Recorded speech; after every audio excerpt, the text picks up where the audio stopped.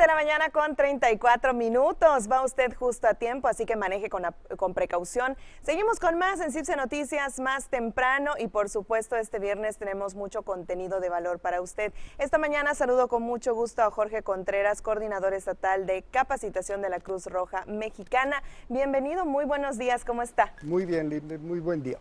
Es un gusto que nos acompañe en el estudio este viernes para cerrar la semana para hablar de un tema bien importante, de las EBC o enfermedad vascular cerebral, como lo adelantábamos al arranque de este espacio. Para empezar, ¿a qué se refiere este tipo de enfermedades?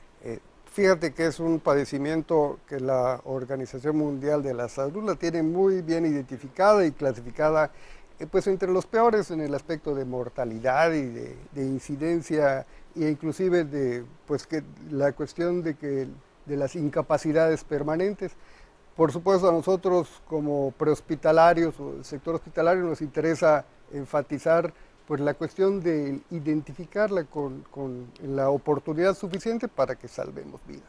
Aquí en este espacio siempre le apostamos al tema de la prevención y bien nos decía usted que lo relevante es lograr identificarla, saber en qué momento se está presentando, cómo puedo saber o conocer mi organismo, cuáles son esos signos o síntomas que me hagan pensar que puedo estar sufriendo una de estas enfermedades. Claro, si analizamos, Linden, que el origen de este padecimiento pues puede tener dos vertientes, ¿no? Los médicos la clasifican como isquémico o hemorrágico y pues los dos son igual de dañinos, ¿no? Uno tiene mucho mayor incidencia, pero en términos generales es la falta de irrigación y la falta de oxigenación de nuestro cerebro, que tú sabes que es el centro nervioso, el centro de mando de nuestro cuerpo. Cuando se presenta esa situación se generan ventanas que nosotros podemos percibir y nosotros como familiares o como pues a la gente que nos rodea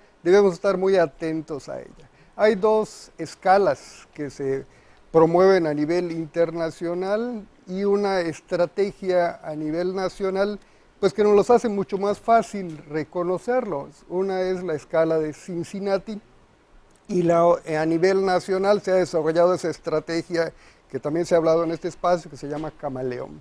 Entonces, ¿de qué estamos hablando? De tres elementos que son muy importantes que sin ser especialista tú puedes percibir claramente en una persona que está sufriendo este padecimiento.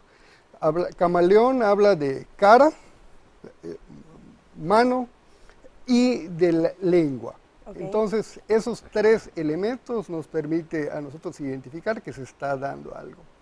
¿Cómo es, Linda? Cuando nosotros vemos que la cara de una persona no tiene una apariencia normal, que tiene pues un caimiento de un lado de la cara, pues con eso ya es el primer foco rojo.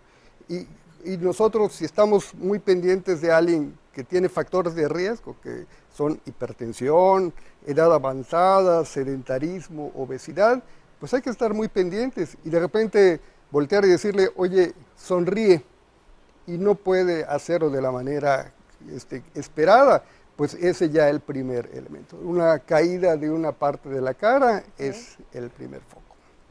Eso es en cuanto a Camaleón, nos decía. En el otro contexto o en el otro rubro, ¿qué podemos encontrar o cómo podemos localizar?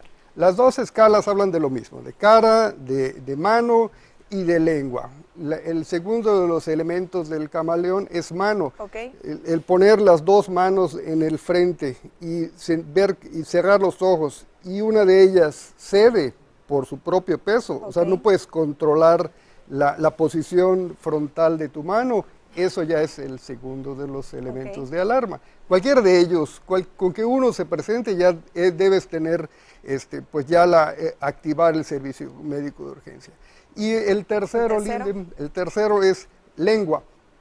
Cuando tú le pides a una persona que se exprese, que diga una palabra o una frase muy sencilla y no la puede decir de una manera habitual, la dice de una manera entrecortada o lenta, eso ya es el tercero de los elementos. Con estos tres elementos podemos identificar o ir analizando, pues sin ser especialistas, si alguna situación está ocurriendo en alguna persona o de manera particular en uno mismo. Así es. ¿Orgánicamente hay alguna sintomatología que podamos experimentar en el momento? Si tienes una situación de este tipo, tu cerebro está teniendo una inadecuada perfusión o oxigenación y esto pues repercute pues de la manera esperada, ¿no? Tú tienes alteraciones del estado de conciencia, somnolencia, entumecimiento, tus sentidos fallan, pues todo tu centro nervioso o de control está allá, puedes tener problemas de vista, de gusto, o sea, todo puede empezar a fallar. Pero lo importante es que tú tengas muy claro esas 3 ventanitas que te hacen pues tener esa alarma y a saber que es el momento de hablar al 911. Eso también es bien importante porque luego pensamos, es un dolor de cabeza pues bastante intenso, al rato se me pasa, me duermo, tomo un analgésico, o a lo mejor pues mi brazo no lo puedo mover, pero pues dormí a lo mejor sobre de él, ay, al rato se me va a pasar el entumecimiento. Así es. Pero no, luego resulta que al rato la situación se complica más, entonces el protocolo es hablar inmediatamente a los números de emergencia. Más vale pecar de exceso que de falta. Y el OM del camaleón es acción.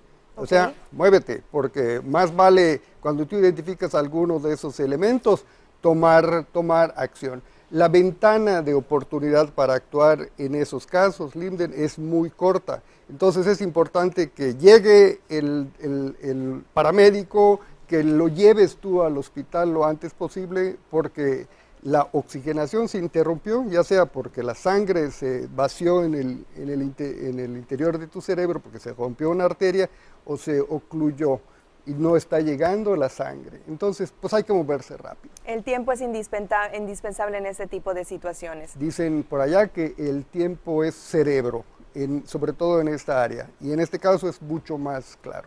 Y hablábamos también de ciertas condiciones o predisposiciones que pueden tener las personas para pues ser más candidatos a sufrir un tipo de enfermedades como la hipertensión, ya nos decía, la edad también es un factor, pero platicábamos fuera de cámaras que pues cada vez se escuchan más noticias de gente más joven que está sufriendo este tipo de enfermedades. ¿Hay alguna condición, hay algo que esté sucediendo para que cada vez más joven puedan llegar a presentar este tipo de enfermedades? Sí, fíjate que aunque la incidencia es muchísimo mayor en los mayores de 60 años, los elementos que tú comentas como la obesidad, la hipertensión, el sedentarismo, también son claves y cada vez se presentan más a más temprana edad. Por eso es que ese sector de la población, de repente nos encontramos con esta situación que antes no.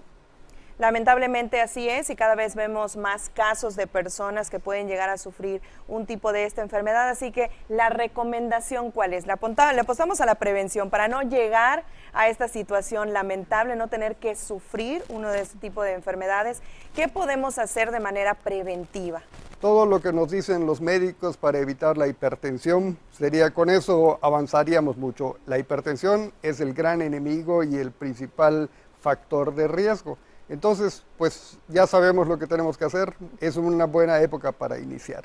Justamente, es una buena época para iniciar con los nuevos propósitos, con la llegada del 2025, pues cuidar más nuestra alimentación, hacer ejercicio, llevar una vida un poco menos estresante en medida de lo posible, claro está.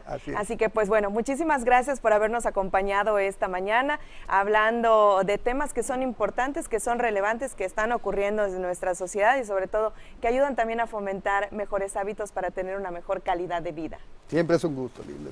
Muchísimas gracias y pues feliz año por adelantado. Igualmente.